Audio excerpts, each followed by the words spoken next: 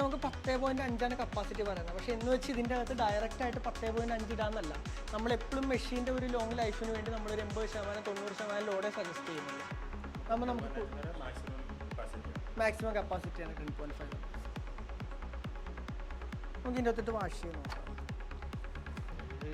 ഇത് ഡ്രയറിൻ്റെ hot air പോകാനായിട്ടുള്ള, നമ്മൾ ആ വലിയ മെഷീനിൽ ചെയ്യുന്ന പോലെ തന്നെ ഹോട്ട് എയർ പുറത്തേക്ക് പോകാനുള്ള. ഇത് 2 വാട്ടർ തന്നെയാണ്. വെള്ളം കൊടുക്കും, ഒരെണ്ണം ഹോട്ട് വാട്ടർ, ഒരെണ്ണം കോൾഡ് വാട്ടർ. നമ്മളിപ്പോൾ 2 കോൾഡ് വാട്ടർ കൊടുത്തിരിക്കും, തണുത്ത വെള്ളമാണ് കൊടുത്തിരിക്കുന്നത്. ഓക്കെ, പിന്നെ ഇതാണ് അതിൻ്റെ ഡ്രെയിൻ പോകാനായിട്ടുള്ളത്. ഇതിൻ്റെ അകത്തൊരു ഡ്രെയിൻ പമ്പുണ്ട്. വെള്ളം ഈ ഡ്രെയിനായിട്ട് പോണ സമയത്ത് ഇതിലേ വന്ന് നേരെ ഇതിലേ കയറി പൊക്കോളും. ഡ്രെയിനായിട്ട് പൊക്കോളും. ഇല്ല, ഇത് പമ്പ് അടിച്ച് പോകുന്നതാണ്. അപ്പോൾ അത് കാരണം ഇതിന് പ്രശ്നമില്ല, കുഴപ്പമില്ല. ഇത്ര വരുന്നുള്ളൂ. 2 വെള്ളത്തിൻ്റെ കണക്ഷൻ, ഒരു എക്സോസ്റ്റിൻ്റെ കണക്ഷൻ, ഒരു ഡ്രെയിൻ. ഇത്രയാണ് ഇതിന് വരുന്നത്. ഇതിൻ്റെ ഇലക്ട്രിക്കൽ ഇത് സിംഗിൾ ഫേസ് കണക്ഷനാണ് രണ്ടും. മറ്റേ മെഷീനൊക്കെ 3 ഫേസാണ്. ഇത് നമ്മുടെ സാധാരണ വീട്ടിലത്തെ പ്ലഗ് അത് ഉപയോഗിച്ച് നമുക്ക് ചെയ്യാനായിട്ട് പറ്റും. ഓക്കെ, വീട്ടിലെ സപ്ലൈ ഉപയോഗിക്കാൻ പറ്റും. ഇച്ചിരി കേജുള്ളത് വെക്കണം. ഇത് ഇലക്ട്രിക്കൽ ആയത് കാരണം ഇതിന് നമുക്കൊരു 25 ആംപിയറിന് വെക്കണമെന്ന് മാത്രമേ ഉള്ളൂ. എന്ന് വെച്ചാൽ പ്ലഗ് ആൻഡ് പ്ലേ യൂസാണ്, നമ്മുടെ സാധാരണ ഫ്രിഡ്ജ്, വാഷിംഗ് മെഷീൻ പോലെ തന്നെ. ഡിറ്റർജൻറ്റ് ഇവിടെ ഇടുന്നത് സാധാ വാഷിംഗ് മെഷീൻ.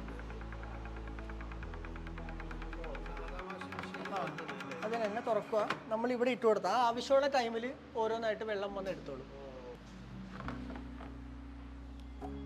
നമ്മൾ ക്ലോത്ത് ഇട്ടിട്ടുണ്ട്, അതിനുശേഷം ക്ലോസ് ചെയ്ത്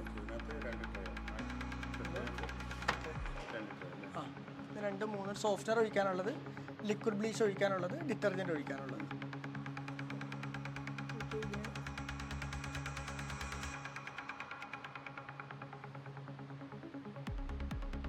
ലിക്വിഡ് ഒഴിച്ചു കൊടുക്കും. പക്ഷേ ഈ നമ്മളിപ്പോൾ ഇട്ട 3 ബ്ലോക്കിന് ഇതിൻ്റെ ആവശ്യമുള്ളത് എളുപ്പമുള്ളത് അല്ലല്ല. നമ്മളിത് എന്തോരം ഒഴിച്ചു കൊടുക്കുന്നു. അതെ, അത് ഫുൾ എടുക്കും. പക്ഷെ അത് നമ്മൾ തന്നെ നോക്കണം. ചിലപ്പോൾ ഇത്രത്തിൻ്റെ ആവശ്യം ഉണ്ടാവത്തില്ല, കാരണം പത കൂടിയത്. അതെ, ഓക്കെ. പിന്നെ ഇതിൻ്റെ അകത്ത് ഓവർ പതയാവാൻ പാടില്ല. ഈ മെഷീൻ്റെ അകത്ത് ഓവർ പതയായി കഴിഞ്ഞാൽ അതിൻ്റെ വർക്ക് കംപ്ലീറ്റ് ആവത്തില്ല.